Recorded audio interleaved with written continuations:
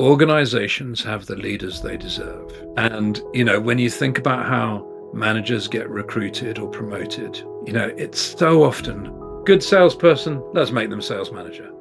Top performing IT person, let's make them the IT manager. And it's a reward for doing well at this level. You get given this level. Right. Regardless of, do you want to manage people? Do you want to be a leader? Do you have skills and attributes? Are you coachable? Hillary, thank you so much for joining us today. I'm really excited to have this conversation, and let's just jump into this. As we read out, 21 years of coaching. So in the last 22 now. 22 years. Okay. So Yeah, it's just literally just hit 22 years. congratulations, because I've been in the industry for about 12 years now, and I've seen it change a lot. So Yeah. how has it changed for you in the last 22 years? Oh, wow. Yeah, so really interesting, the shifts. And I guess for me, stepping into it, I stepped in initially as a leadership skills trainer. So I Mm. was doing lots of short 1 day, 2 day, 5 day courses on lots of the so-called soft skills of leadership. You know, what management's about, what leadership's about, better communication, how to do better feedback, motivational delegation, how we get things wrong as leaders, Mm. understanding motivation a bit more. So I was doing a lot of 1, 2, and 5 day training courses, Mm. and then people started coming to me and saying, "Hey, I'd like some one-to-one coaching, or I've got someone in my team who needs some coaching, or I've got a manager in my business who needs coaching, and I think you do a good job." So I thought, "Oh, I better get trained." I had some coaching skills training prior to that, but nothing, no certificate or publicly recognized certificate. So I thought I'd better do that. But 22 years ago, certainly in the UK, the executive coaching space and coaching space was quite embryonic. It was still, yeah, it was still quite new. The levels of professionalization were very different. My I do about 50% of my work at London Business School now. And my introduction at the school was the person who'd been my coach when I was doing my executive MBA at the business school. She said to me, "Hey, I see you're training and coaching now. Are you interested in coming back as a visiting coach?" And I went, "Yeah, great." And that was it. I was in. And it's all self-employed there. So, if you do a bad job, then they don't invite you back. So it's fine. But nowadays, to even get an interview, you have to be level 5, level 7 Mhm. qualified. You have to be accredited. You have to probably be introduced. You get an interview. You get a practice coaching skills challenge. Yeah, I know of someone who seemed very qualified, who didn't get in. So very, very different now. The levels of training and accreditation and the professionalization of the sector has been massively different. The number of people in the sector, hugely different. So, yeah, big shifts.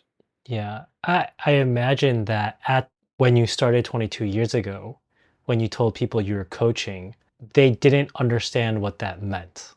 There's still an element of that. There's still an element of that. And when people use the word coaching, it's quite a good idea to just check what they mean.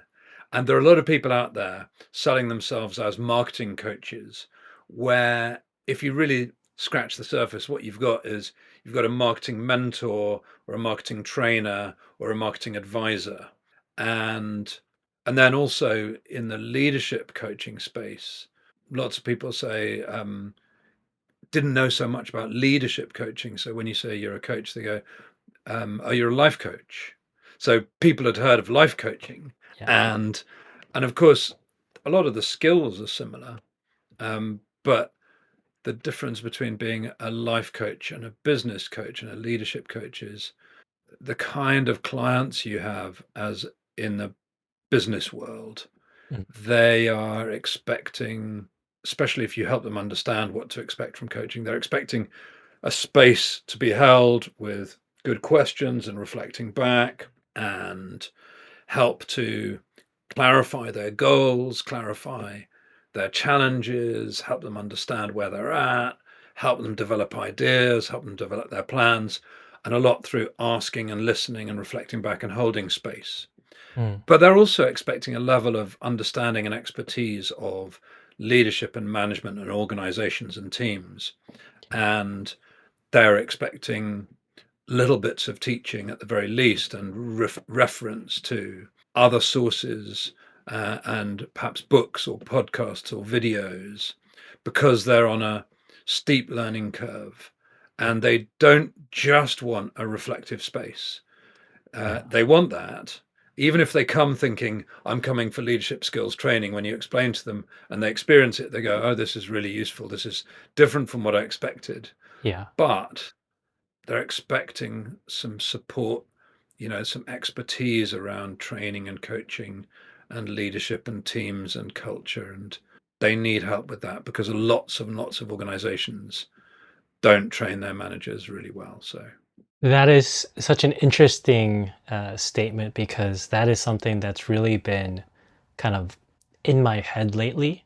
In that, even when I became a manager at my workplace, I was lucky enough that I was working in a coaching company, right? And so I realized if I'm being made a manager, I need to lead people. I haven't led people in a business context. So how do you lead? How do you become a good manager, good leader in a business context when you haven't done it before? You've seen it. I mean, I think I've seen some of the best leaders because they're coaches. But how do I become that? And so I made it actually a stipulation of, okay, I'll take this role on, but I need to get coached as I'm doing this so that I can figure out how to do this well because I'm really good at this job, but the I'm expertise. yeah, but am I a really good leader? Maybe. I think I can be. You guys obviously trust me to do that, but I want to succeed. So help me to succeed. And I think one of the things that I see amongst the best coaches, leadership coaches I work with, they are not just coaches doing purely non-directive work. They will also do bits of teaching. Mm. So, and I have people who come to me individually. Sometimes I'll have a client who comes to me thinking this is all going to be psychological, this coaching. And they discover that there's actually some fundamental leadership skills and knowledge and understanding that is really useful, as well as the psychological. And then there are others who come thinking, I'm going to a leadership coach and it's all going to be skills based and knowledge based about how to lead and how to manage. And they discover there's a psychological side as well. And certainly 90% of the individuals I work with will at some point say, wow, this is so much more than I thought it was going to be. And Mhm. some of them will go, I know this isn't therapy, but it's therapeutic. And lots of them will go, who's doing this with my manager?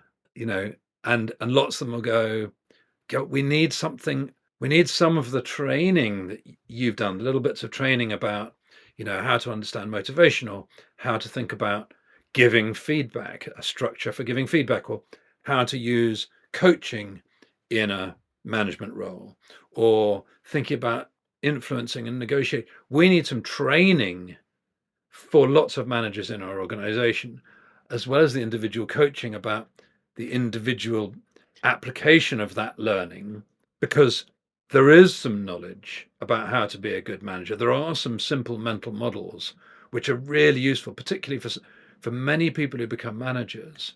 They've been really good learners. So at school they did well, at university they did well. They then Yeah. got into management and they learned the structure of Yeah. whatever the role was, be it IT or sales or law or manufacturing or research, and they understand that. And then they step into a role where they're having to help other people learn those skills, learn that knowledge, apply the knowledge, and becoming the teacher, mentor, supervisor, trainer, motivator, Yeah. encourager, confidence builder, competence builder of people doing that job is such a different role Hmm. from doing the job well. And one of the things when I'm talking to people, I often say to people, it's kind of imagine if you wanted to get really good at playing tennis and you had the choice of a tennis champion or the coach of a tennis champion, I love playing tennis. I'd love to get coached by Djokovic or Federer or someone. That would be, and it'd be good bragging rights.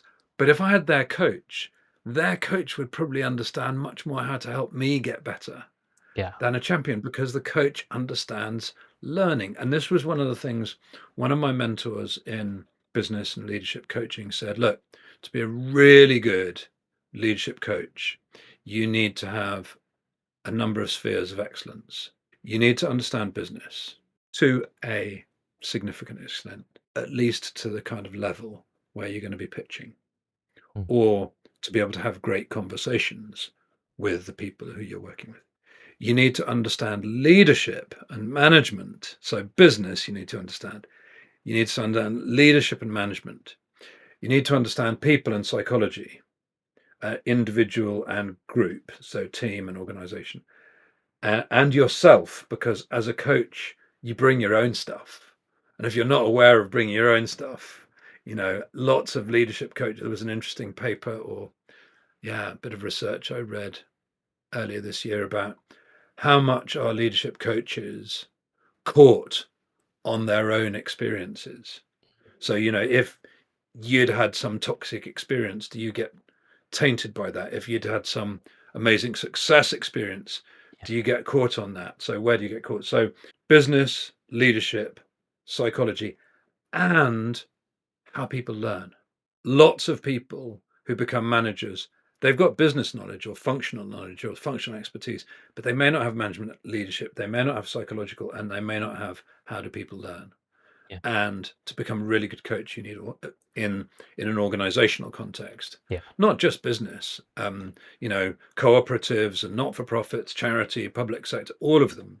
Yeah. There's organizational understanding and knowledge, leadership and management, individual and team psychology, and how do people learn. It's a lot to hold, like to learn and then to know when to use that and where to help people. But, managers are complex. And so leaders, some leaders need something here one day, the next day they might need something here. And so it makes a ton of sense that you need to have a lot of these things, because the more tools you have, the better that you can help. But it's a really interesting piece that you're bringing up about the baggage that the coach brings into the conversation as well.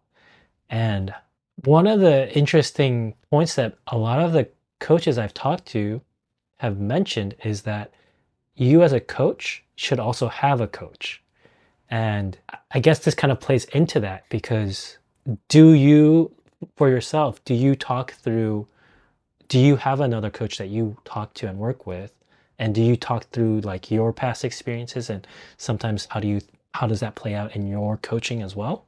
Yeah, I have a supervisor. So I'm a member of the European Mentoring and Coaching Council. That's my professional body. And professional coaching bodies have guidelines on how often you see a supervisor. And it's, for me, it's in principle once a quarter. So once every 3 months, I'll meet up with my supervisor. I've been working with her for about 15 years now and have a, great relationship with her.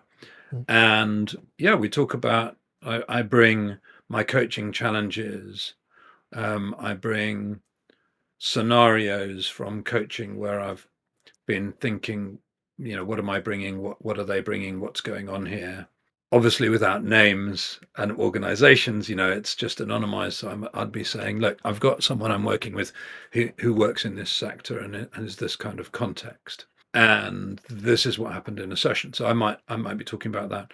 But I'm very lucky. I've got various different communities that I use. So I've got that official professional supervision. But at London Business School, we have a community of coaches.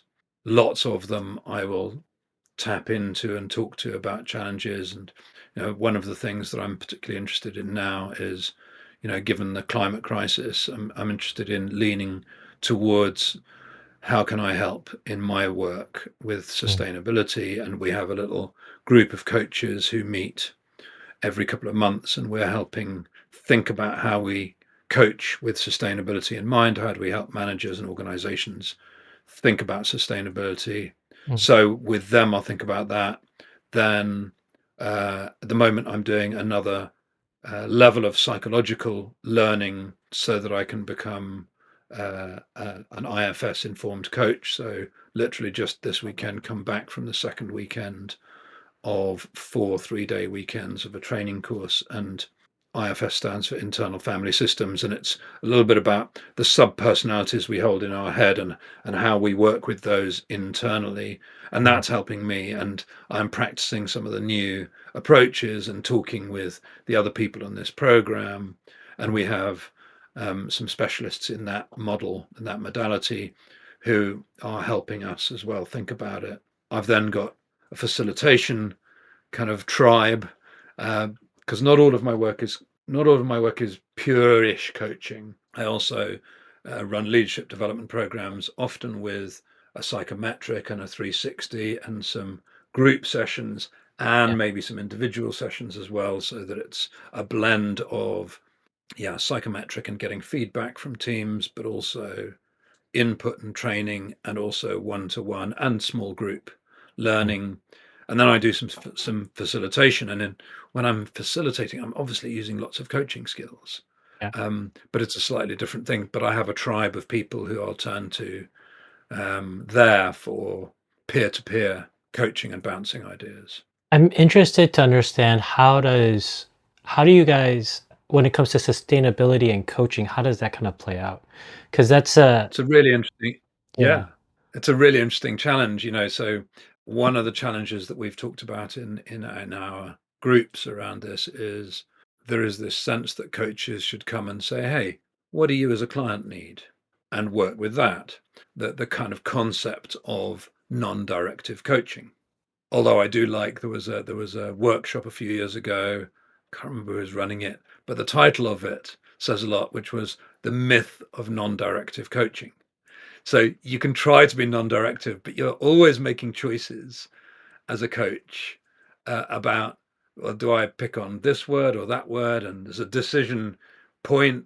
Do we go down this route or that route? And obviously you can ask the client, but as soon as you ask the client, you're also directing them to think about things. So there is an element of direction, whatever. But I think the way we think about it is leadership is not done in a vacuum. Business is not done in a vacuum. Coaching should be helping leaders be ethical leaders. What do we mean by ethical? Well, that might mean thinking about individuals and not being prejudiced and dealing with social and cognitive bias and trying to be really open and fair to everyone.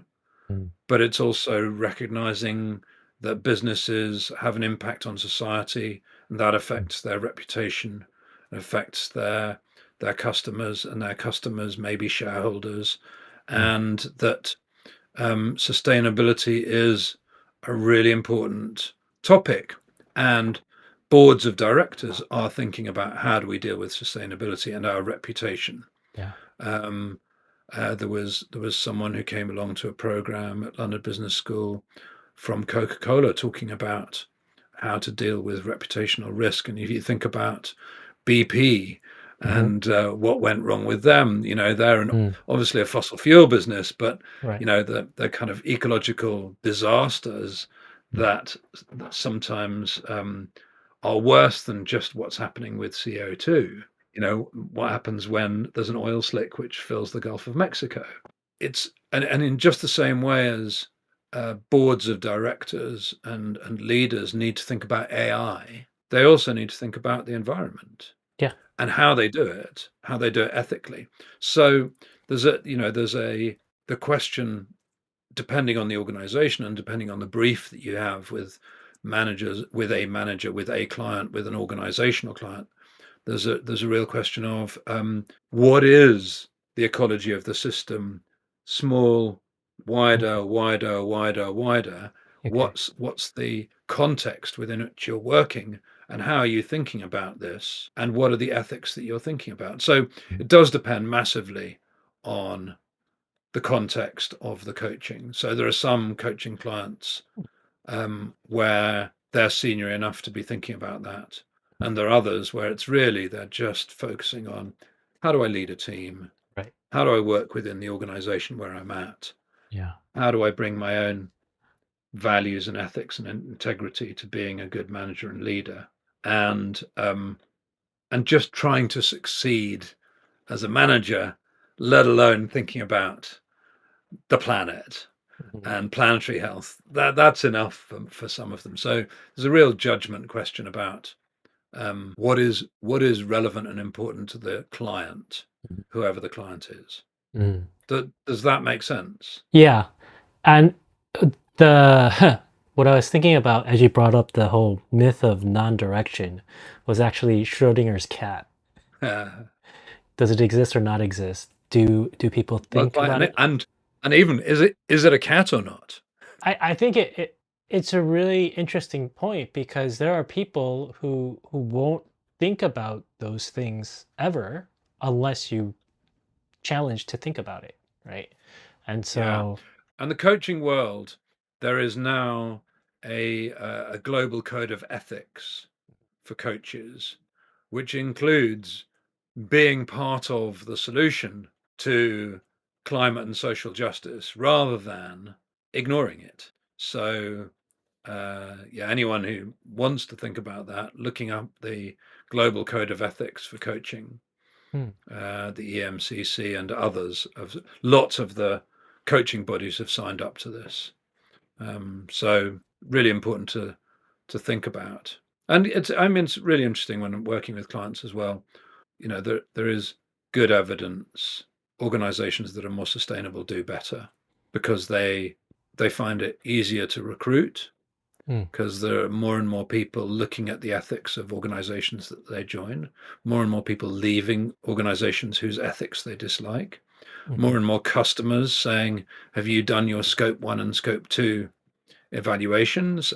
hmm, And I know that my customers will be asking this. And so if you're not doing that, or if someone else is doing it better than you, that's a plus mark for them and a minus mark for you. And mhm, regulations, certainly in Europe, are increasing. I know with what's going on in the United States, there's a little bit of rollback on some of that. But in Europe, there's definitely more regulation coming around environment, and there is increasing difficulty for some projects and businesses to get insurance. Insurance costs are going up, and sometimes insurance availability is going down for certain things if the sustainability isn't there. Insurers are recognizing more and more, that there are going to be more uninsurable things for business hmm, in 10 years than they thought, and in 5 years than they thought, and it's already coming.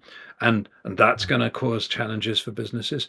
And hmm, the cost of capital for less sustainable projects and businesses is going up, and the availability is going down. Lots hmm, of pension funds in Britain are divesting from fossil fuels and other organizations that they see as non-ethical. So there are a lot of external pressures yeah, which mean that I see. organizations that get ahead of the game Hmm, are going to be doing better, and the ones that lag are going to hmm, go the way of Kodak and Nokia and Hoover and other brands hmm. in the graveyard of brands that didn't keep up with the world. So yeah, really interesting, but a challenge for many organizations and also for many individuals. I'd like to kind of pivot a little bit as we're talking about challenges for Sure. organization. For you, when you first started out as a coach, what were some of the challenges that you faced as you were building your business? How have you kind of navigated through those over your 2 decades of your career? It's so right to say career because before that I was zigzagging trying to find my career, and I did various commercial roles and some non-commercial, and then into an HR services business and into operations and general management. And so my transition from the corporate management world was from managing in an HR services business that had, and I had run their corporate training offer to out to other businesses, and I'd also run part of their. I'd run the East London operations that was setting up teams of coaches working with long-term unemployed in East End of London. So the shift for me, it was interesting because I had been managing a training provider, and I had been managing and training and coaching coaches, albeit with very much a recruitment HR services job Mhm. focus in the coaching side.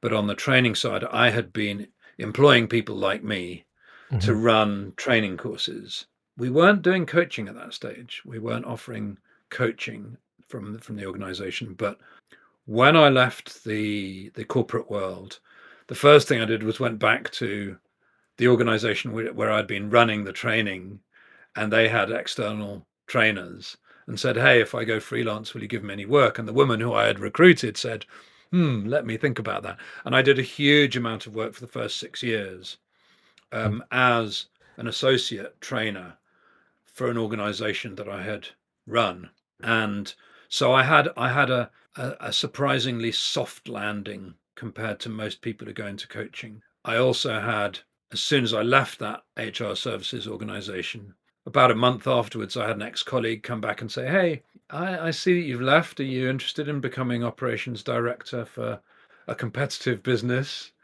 And I said, "Tell me more." And they told me more. I said, "No, but I'm happy to help set up." And it was quite ironic. I was helping a competitor to my employer set up in the other half of the building that I had launched a business for my old employer in. So and I had about 4 months of 4 days a week work with that organization, helping them design, recruit, set up, train frontline staff, managers, senior managers, onboard them, Mm. work with the contract holder, which was a government-funded contract in the UK. So, and that set me up for the first year. Mm. That those 4 months, that meant I'd earned enough there, and then I had some follow-on training and coaching with that organization, and then I had my sister-in-law said, "Oh, you could come and do something." And I went and did something for a charity that she was working for. I did some facilitation and visualization work with, and this was for one of their big volunteer days. And then I got some follow-on work from that around coaching and mentoring skills. And then my aunt invited me to come and do some work in an NHS trust, team building, and and then yeah, and then some of and then the work I was doing with the training services provider that I had been a manager of, Mhm. as well as delivering the short courses, I would then have people who'd come on the short courses come back and say, "Hey, can you come and do this, that, or the other?" And then I had another ex-colleague come to me, and then I had my ex-coach from London Business School come to me, and that's a really kind of important little story about the challenge for coaches. Is so much of, unless you're a brilliant marketer, and most coaches aren't, so much of your business success as a coach is your network. So ex-colleagues, ex-coaches, friends, relatives, people who you've come across in the business world, all of those people, they're the people. And I've had a good LinkedIn site, an okay website as it's not brilliant. I haven't done much SEO on it. It's very much anyone who finds out about me and who goes there will go, "Oh, this looks good. Okay, great. It's not a red flag. Mhm. It's not that it's driving loads of custom to me, Yeah. over the 18 years that I've had the website, I've probably had 5 customers that have come to me through that.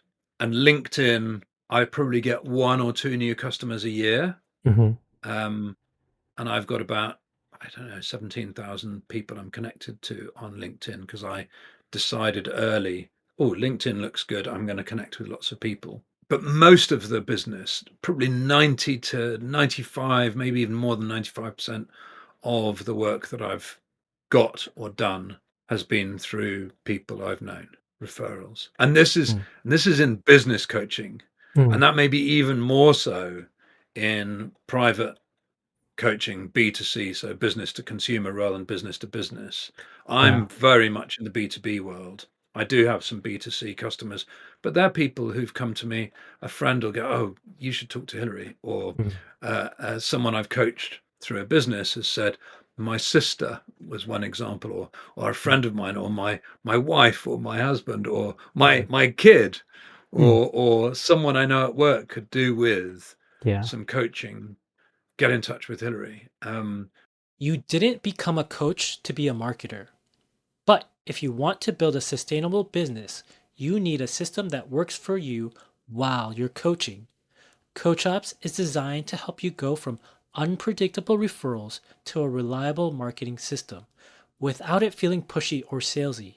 If you're ready to build something systematic, visit kyber5.com/CoachOps. And so I'm not chasing the private individual clients, but some of them come to me sometimes.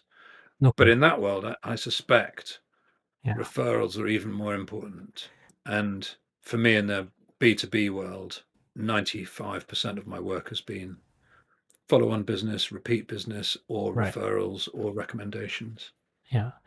So we kind of skipped that part, but how is your coaching business kind of designed and set up? Because all every coach has it's a little bit different. Yeah. Yeah. So, like I said, I do about 50% of my work as a visiting coach or facilitator or program director, Mm. some faculty work at London Business School. I used to do faculty work at Bayes. They had a shift in what they do there. I did about 6 years with them, and a new program director shifted. And I think they had some, yeah, I don't know exactly what shifted, but we had great feedback on that. But yeah, so about 50% of my work is through London Business School, Mhm.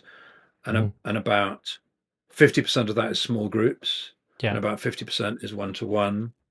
It's probably 40 and 40, and then 10 to 20% is facilitation. Okay. And then I've got another client who I do about 20 days work with a year, and that's through a consultancy. And Mm. that was a LinkedIn connection who reached out to me and said, "Hey, Hillary, we've been a connection for a while. Let's have a chat." We Mm. had a great chat, and at the end of it, he said, "Well, look, I will have some work for you. I don't know whether it'll be in 2 weeks or 2 years, Mm. but I'll be in touch because I just really like you." I said, "So tell me, great, I'm happy with that. What's made you decide?" And he goes, "Well, it's clear you know what you like. You know what you're talking about. It's clear that you have passion for it. It's clear you can communicate well about it. And I just like you. And I've got a." He said, "I've got a rule which is I don't really want to work with anyone I wouldn't go for a beer with. The life's too short to be working with people who I wouldn't want to sit and have a beer and a chat with." So it's quite interesting about how building relationships Yeah. is really, it's not just about expertise, it's about connection. So that's Yeah. about 20 days work a year. I've got a multi-academy trust, so an educational organization in the UK where I've got a direct relationship, and I do between 3 and 6 days a year with them. I've got a one insurance business where I've got a direct relationship, and Mm. this was someone who originally came on a course when I was working at Reed Learning, then came on a course and happened to be in my coaching group at London Business School, and then happened to be in a business where I was doing some work, and he was head of department, and then he became CEO of an insurance business and took me with him. And Mm. I've worked with about 10 of the senior leaders in that organization over the last 3 years. And then I've got a person who's in the sustainability world. Mhm. I've trained to facilitate a climate business challenge, which is a really great collaborative and creative 4-hour workshop, which can kickstart, it can help collaboration, creativity, and help people and teams think about sustainability challenges. And I'm self-employed. I'm a sole trader. Mm. I'm not set up as a limited company. I'm VAT registered. I have my website, my LinkedIn, and the last 3 years, I've been, particularly the last 3 years, I've been fully occupied. Mm. In the first 6 years, it was kind of going like this: the how much work I was doing, And initially, when you're doing this work, every time there's an up, you get really excited. Every time there's a down, you go, oh my goodness. Yeah. And then you get used to the ups and downs, Yeah. and you start going, it's okay when there's a little bit less work. Couple of things you do. One is you get your admin done a bit more. You get up to date with your invoicing. You try and organize yourself a bit better. You might do a little bit more marketing, and you might just enjoy life a bit more and enjoy a bit Yeah. of downtime. And then when it uptick happens, you go for it and make hay while the sun shines. Yeah. There was in the first 6 years, there was a 6 month period where I actually billed 7 days a week work, where I wasn't doing 7 days. I was delivering pretty much 5 days, but there were a couple of days consultancy Yeah. going on. I was billing 7 days a week Mm. and burning the midnight oil, and Ah, people would say, "Hey, Hillary, can you?" And I'd say yes before they finished the sentence. And if that meant I was working till 2, 3 a.m. to be ready, mm. pushing myself along the learning curve, Yeah. and the next day then delivering, so be it. Yeah. Um, at the end of 6 months, I was going, okay, I need to say no to a bit more. It's Mm. okay for me to say no to a bit more work. Yeah. And that was there. But I lots and lots of coaches I work with or talk to. I have chats with lots of coaches, Yeah. one or two a month about launching as a coach. One of the big things is there are lots of coaching establishments out there who do some training, some of whom do brilliant training, Mm. but there is a real sense out there, oh, train to be a coach and you can make a living on it. And lots of people who go into the coaching world don't understand that if you're a self-employed coach, you are running a business. And about 8 or 9 years into, no, it's probably 10 years into my work, I was talking to someone about how much work you get, how much admin, how much marketing, how much selling, how much paid work you do. And they said to me, of course, you know the rule of thirds by now, Hillary. Mm. And I said, no, I haven't heard about the rule of thirds. Tell me the rule of thirds. And they said, if you're doing a third of your working time doing paid delivery, a third doing admin, and a third doing marketing and sales, you're doing well. So you got to think 2/3 of your week probably are not going to be coaching. They're going to be running your business. Unless, of course, you're an internal coach for an organization. You're employed in an organization and you're doing internal coaching, which and there are more and more of those out there, and there are a lot of people who get trained as internal coaches Mhm. before they move out into individual coaching. So Yeah. they've got their training, their accreditation, their experience in-house Yeah. before they then leave to become a coach. Does that answer your question about enough about the structure of my business, or were there some other elements you'd like me to share? No, that's more than enough. I think I was really just kind of looking to understand how you're doing coaching for like one to one, or if you're doing more group coaching, facilitation, but you kind of covered all of that. When I hear your story, when you started, coaching was still kind of was in its infancy, right? 22 years ago, it was still people don't really know about it, and now I would say probably in the last 10 years, it's really started like kind of exploding in the number of people coming into it. As you said, a lot of organizations and a lot of people say, oh, you can make a business, you can make a life out of coaching. And a lot of Mm. organizations teach people how to coach well, but they don't teach them how to, or, really tell them you got to build a business. And Yeah, yeah, from what I'm hearing from you, when you started out, because you kind of slowly transitioned into your own coaching practice, and so you, as you're doing that transition, people knew you, they knew your capabilities and your strengths. And I was talking to somebody about this earlier this week, and I was saying that it seems like coaches who move from specific SME roles and jump into coaching have a hard time transitioning and getting their network to understand what they're doing. And the coaches who have been in leadership roles prior, so people who are going up to senior VP, C suite level, when they move into coaching, because their roles were heavily involved in leadership, when they make that transition into coaching, it's a lot smoother for them because they have larger networks, but they're also well known as leaders and managers. And so when they make that transition, their network kind of can see that connection. And so it's not a huge jump for them. But Yeah, I for think that's right. but for the coaches who are going from very specific industry role into coaching, that's from all the conversations I've had, it seems like that in my mind, it's like the brand or the company that makes a shift from like, we're making food to we're now making clothes. It doesn't make sense. There's a Yeah. the But gap if you is too went big. from making food to making drink, that Yeah. might. Yeah, exactly. Yeah. So the Yeah. gap there is much smaller. Yeah, I think that's right. I think one of the things, so when I was working in and leading teams of people in East London, one of the things we talked about in terms of career transitions, we thought about it as the classic consultants 2 by 2 matrix. And the columns were same function, new function, and the rows were same industry, new industry. And so I might be a CFO in the insurance sector, and I might want to become a CEO in the food sector. So I might be wanting to move to a new sector and a new role.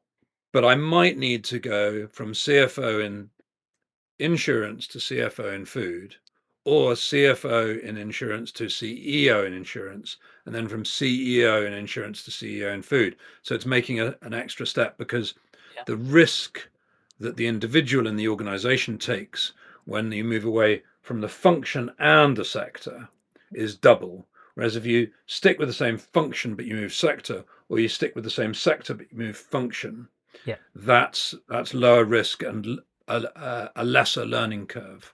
Yeah. And I think the other thing that's and again it depends what kind of coach you're going to become, Yes. because people from the SME world, if they're going to shift into leadership coaching, they may not have had so much leadership and coaching skills training as people in larger organizations. Yeah. They may not have had so much experience of the complexity of larger organizations. They may be brilliant at the agility and speed and the messiness Mm. of the relative messiness and change of SMEs, Yeah. and that you have to be able to do everything. You work in a small business as a manager, you've got to be able to do lots and lots of different things. Whereas Yeah. if you work in a manager in a large business, you're much, much more um, deeply vertically entrenched rather than spread across the board. So, as an SME manager, becoming a coach for SME managers, you might be able to do that um, better than someone who'd been a manager in a large organization trying to coach SMEs. But if you're shifting into coaching individuals and you're working in the private, Yeah. then it's a different story altogether, I Yeah. think. I was speaking with another coach who he was in the finance CFO role, and then he wanted to become a coach, and he became a coach, but then he didn't want to deal with anybody in the finance sector because he had gotten so burned out. But then 2 years later, he realized I know exactly where these people are going and how to help them because I was there. And so that was kind of the spark for him, was that he realized I should be coaching me 4 years ago. Yeah, the old me. Yeah, exactly. So because you already know that audience. They know you from that sector. And so now you've picked up, as you're saying, you're not going from here to here, and that you're not going Yeah, diagonally, but you're going laterally or horizontally and then yeah, moving your way through it.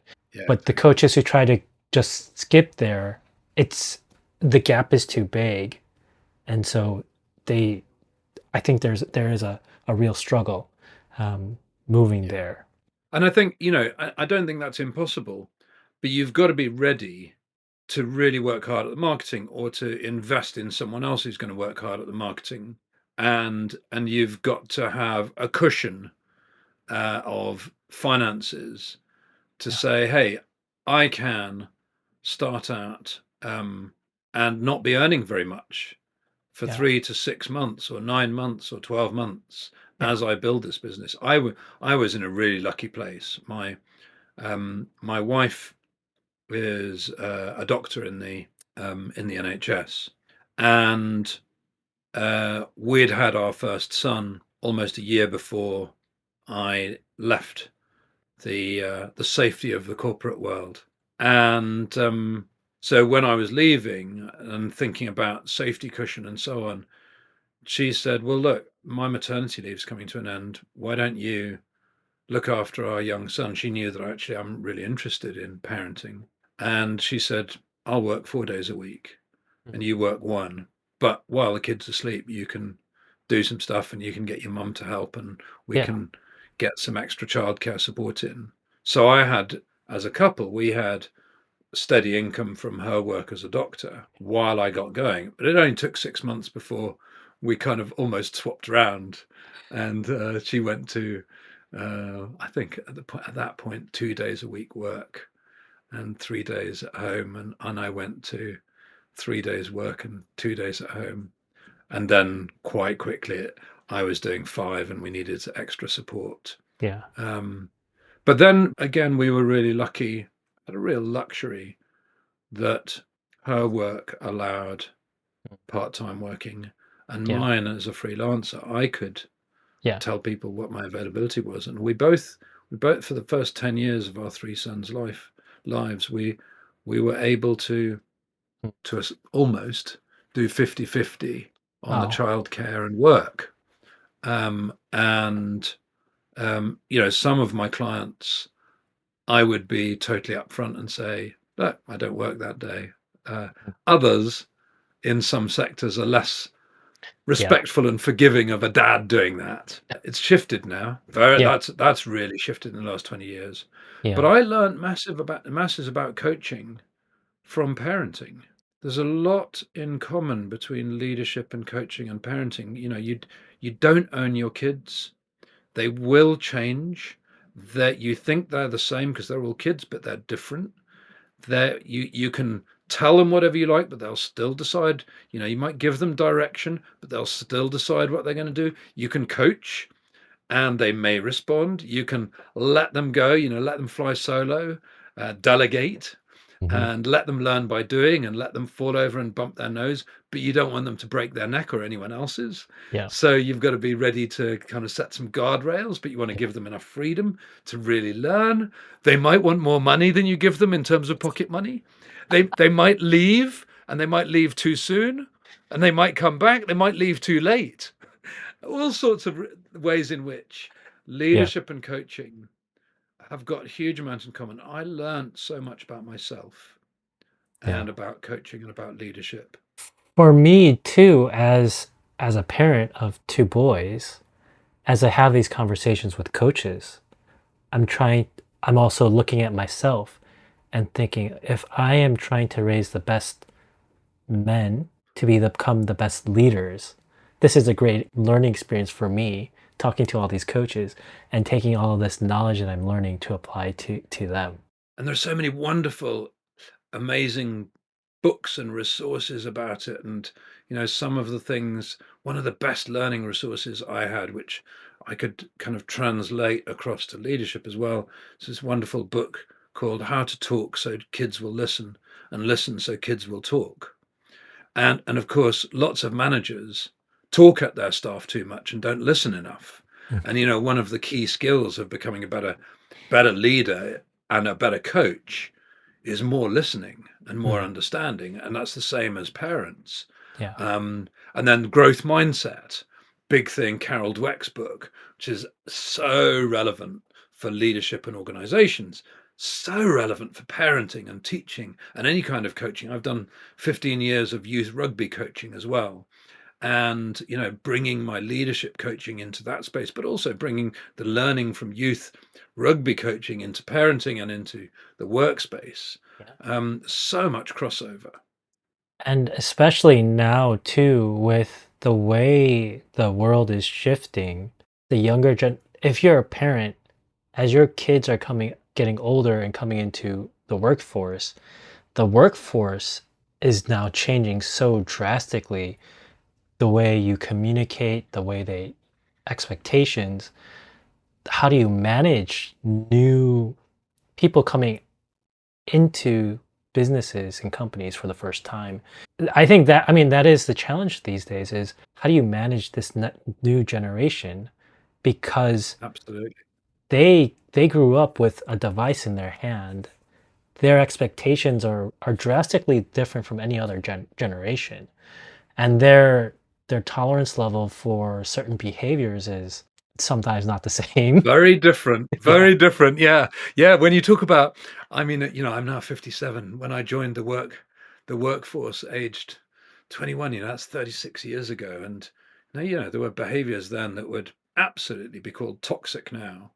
Hmm. And where grievances would be raised and complaints and there are still some of those around. There are still organizations that allow their top performers Yeah. too much space to be toxic, and that really damages individuals, teams, and organizations. Of course, it gives me lots of work.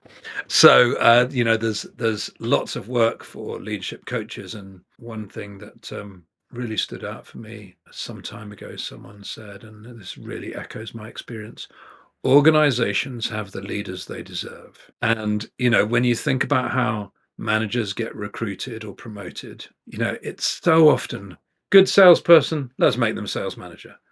Top performing IT person, let's make them the IT manager. Great management accountant, let's make them the chief management accountant, and so on. And it's a reward for doing well at this level. Yeah. You get given this level, Right. regardless of, do you want to manage people? Do you want to be a leader? Do you have skills and attributes?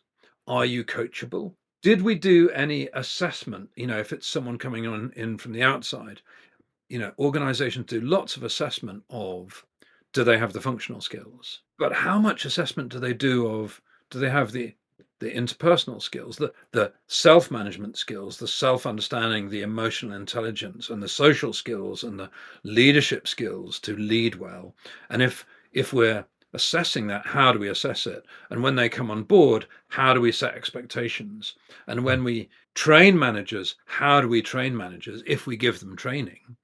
and and when we set managers objectives, how much of them are about the number of widgets delivered or the amount of sales versus how they actually lead, the number Yeah. of one-to-ones they have, how good they are at setting goals, how good they are at giving feedback, how good they are at coaching, how good they are at building rapport and motivation, how good they are at delegation, and so on. So organizations don't test, don't assess, don't set goals. Then how do they reward managers? Well, did the team deliver? Great. Yeah. Are we measuring how engaged the team are, and are we doing any talent reviews where we really look at, are they keeping the top performers, and are they moving the bottom performers either up or into another role or out because they're not performing well enough? How are they doing actually as a manager, rather than, is their team delivering the right number of widgets, the right sales volumes, or whatever? So we don't assess, we don't train, we don't coach, we don't mentor, we don't evaluate, we don't reward, and we don't promote on the basis of management and leadership skills. And so you get the kind of leaders Yeah. who are responding to what we do recruit. And again, that's where I have lots of work, either as a management trainer or as a management coach, or a combination. And I love the work because I know that when I help a manager to understand themselves, to understand management, to understand leadership, to develop coaching skills, to be able to listen more, to be able to do better feedback, and loads of managers, you say to them, what's your kind of feedback mental model? Do you have a structure for doing feedback really well? They go, no. And it's kind of, well, if you're not going to give feedback in a really clear, structured way, how are you going to help people recognize their own performance Yeah. and recognize what they're doing that doesn't work, and recognize the impacts, and recognize what to do differently, either through feedback or through coaching or a combination? which is generally what managers need. Yeah. And they just don't have the training or the models to do it. But when they do, that transforms how they lead their teams. It transforms the culture, it transforms the collaborative capacity, transforms the creativity. And they come back and they go, Hilary, this isn't just about what I do at work. This helps me as a dad or as a mum or as a Exactly. partner to my wife or husband at home. Yeah. I'm listening better. It's transforming my relationships. Yeah. And you kind of go, yes, Yeah. yes. So the way the world is changing, especially with the development of AI and technology, I believe that what will shift organizations is the manager. Because with AI, the knowledge is already out there. You can grab it. It's a question of how do you implement it, and then how do you retain the teams and the people and make sure that as an organization you're moving together. That's all about leadership and building good Absolutely. organizational culture. Yeah. The CEO of the insurance organization I work with, he says to people, look, our competitors going to have the same technology as us, the same knowledge, the same access to markets. You know, what's going to be the difference? The leadership, the way we recruit and manage and train and coach our people, the way we build our teams, the way we build our culture. That is the difference about recruiting and retaining the best talent and developing the people we've got. And that's going to be what makes the difference. And the World Economic Forum were identifying, you know, where kind of future skills needs are going to be, and a huge amount was on collaboration, on creativity, on critical thinking, and on interpersonal relationships. And you were talking as well about the young generation, the people coming out of university and school and going into the world of work. And of course, many organizations are really struggling with post-COVID. They had a lot of people working from home, and now lots of people want the flexibility of working from home. They don't like working in the office. And organizations are mostly doing a poor job of selling why it's important to come into the office. And one of the biggest things, and I've heard this from a number of managers, is juniors in organizations.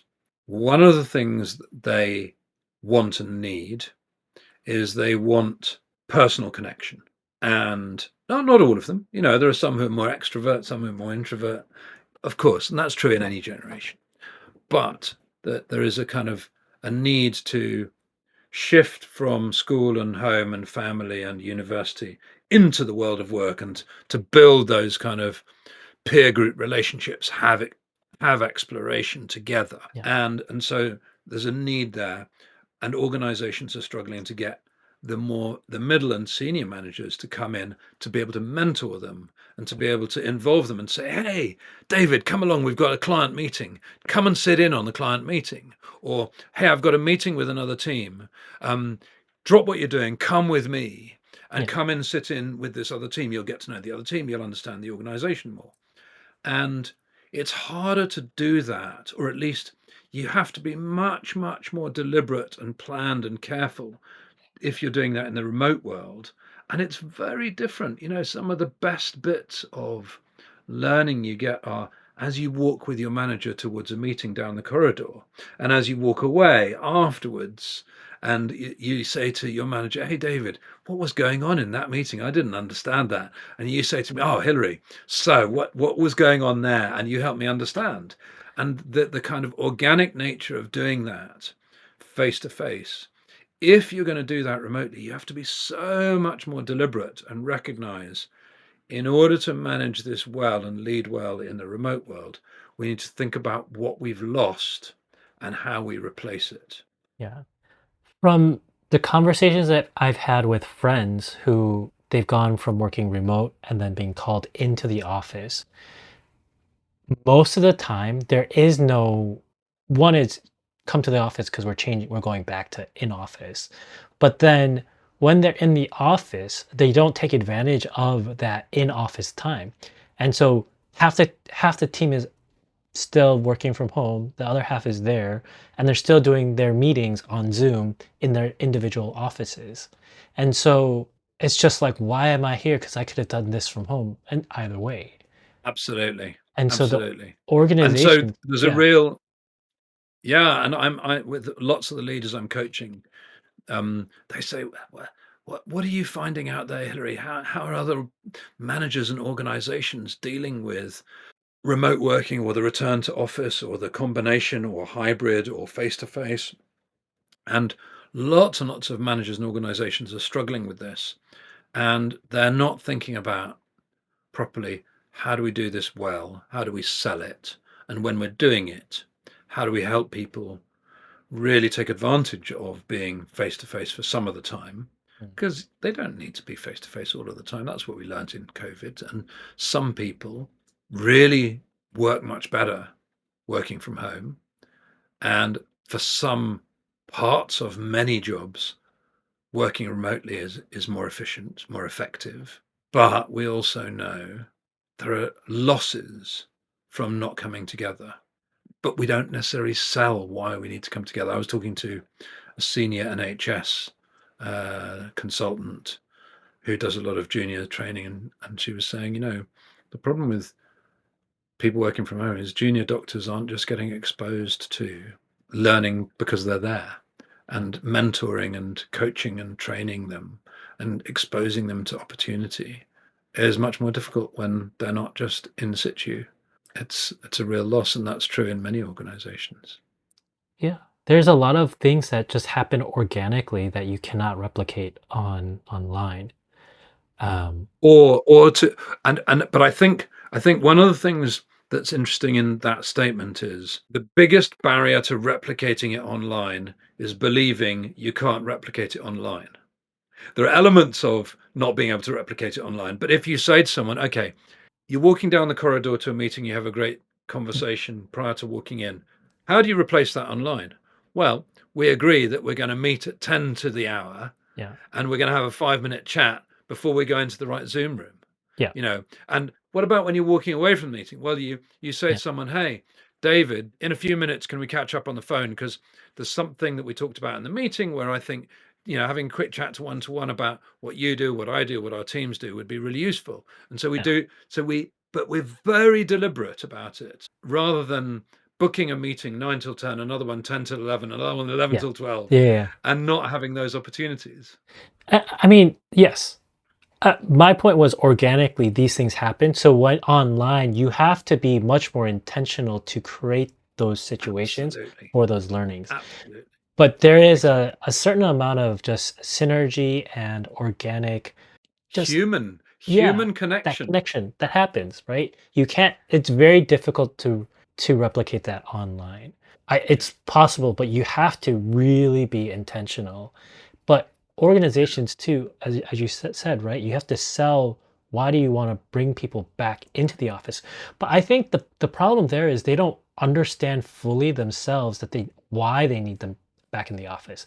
Well, They it's also yeah, it's not just they don't understand the why. But I think this is one of the big things. You go to Simon Sinek and start with why.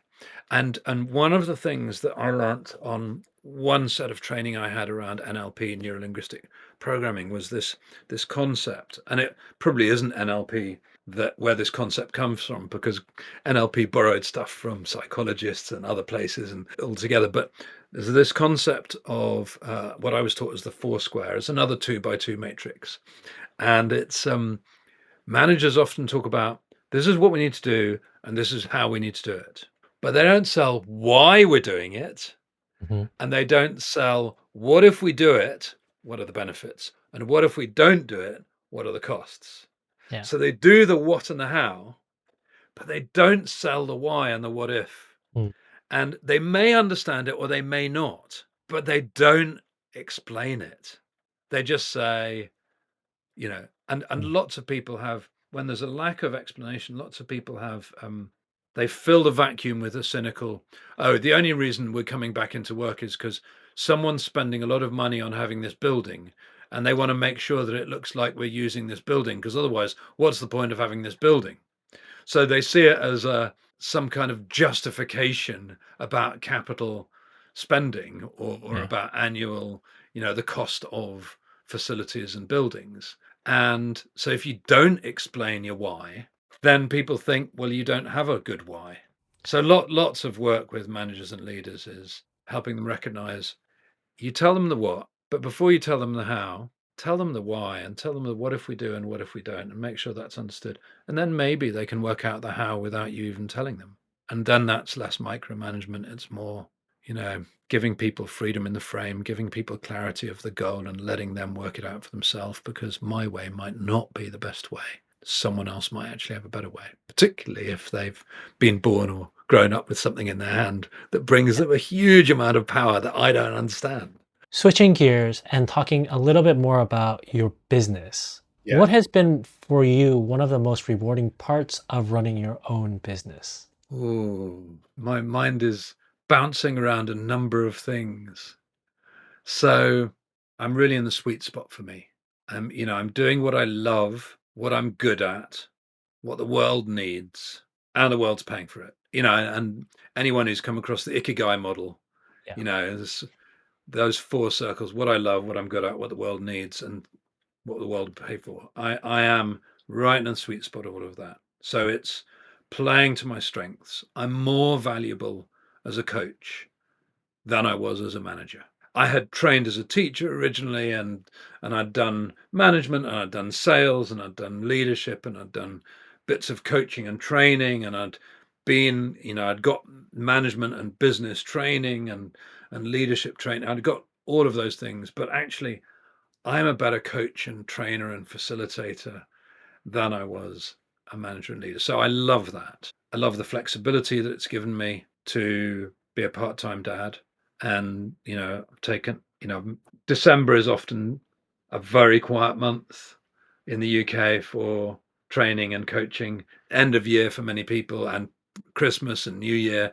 So there's pretty much mid-December to mid-January. No one wants any coaching or training. So there's a month there which is quiet. In the summer, in August, well, mid-July to the end of August, loads of people don't want coaching and training there because it's school holidays. Yeah. So, I have time, same around Easter, so that's been beautiful. I love helping people work things out for themselves. So thing about being a manager is you have a lot of responsibility for making things happen, for pushing the goals, for pushing performance and so on. One of my loves and strengths has always been helping other people work things out for themselves. I've worked in a number of different organizations employed. I've worked in medical laser manufacturing and helicopter manufacturing and marketing research consulting, did a couple of central government contracts, worked in an HR services business.